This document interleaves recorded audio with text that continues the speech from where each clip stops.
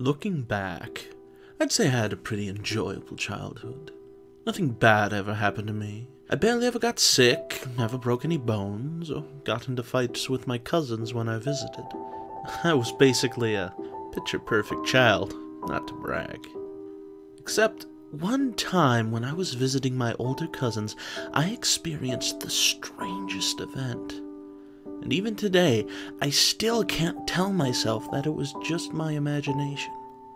I was probably about 6 years old at the time, but I still remember everything that night like it was yesterday. I was climbing trees with my cousins most of the day, and when it got dark we went inside. My aunt and uncle went out for dinner, so it was just us left in the old house. And then I suggested it. Let's play hide and seek. Sometimes I wonder how it would have been if I hadn't suggested it.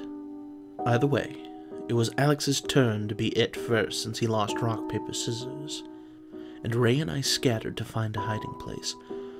First, I tried squeezing behind the sofa, my favorite hiding spot, but it was closer to the wall than normal. As lanky as I was, I couldn't fit that time. Alex was halfway done counting, so as a last resort, I ran into their bedroom, looked around, trying to find a place to hide. Obvious or not. Thankfully, the room was quite messy, so I figured if I hid under the desk, I would blend in enough. Anything was better than being caught without a hiding spot. As I was about to dive under the desk, I noticed my other cousin Ray had already beat me there. I could see some of her long, dark hair peeking out from beneath the blanket she was hiding under. Alex was almost done counting, so I had no choice but to join Ray. I said to let me under the blanket with her, but when I reached out to pull some of it over me, she scooted away. I scooted closer and reached out again, whispering a really long, "Please?"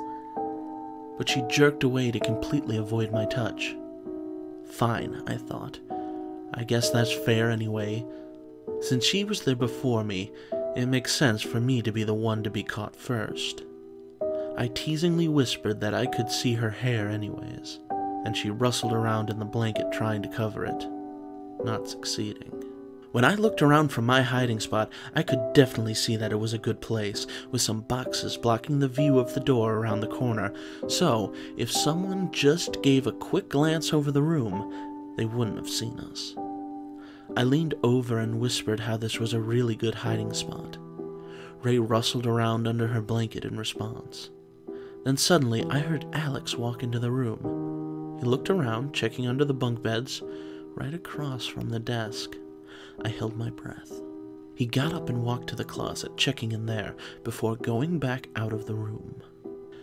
I let out a quiet sigh of relief and whispered to Ray how close that was. Ray rustled under the blanket again. From outside the room, I heard both Alex and Ray shout the traditional, "Ollie, ollie, oxen free," from the other room. So I started to get up, proud of not having lost hide and seek, and said, "Come on," to Ray. But she didn't move from under the blanket. That's when I realized that I had heard both of my cousins call for me to come out. I backtracked in my mind to realize that only my 2 cousins and I were home. Panic fell over me as I ran to the other room as fast as I could and saw both of my cousins standing there. I tried to explain to them as fast as I could that someone else was in the room with me, and they, of course, being older, were reluctant to believe me. I tried pulling them to the hiding spot so I could prove it to them, and it took some actual pulling, but I finally got them there. My heart sunk when I looked under the desk. The blanket was completely flat. My cousins laughed at me as I frantically searched the whole room top to bottom and scoured the boxes next to the desk for any trace of the figure or anything I could have mistaken it for, with no luck. It was gone, and still, many years later, I have no explanation of what it could have been. And frankly, I'm glad I never got to see what was underneath that blanket.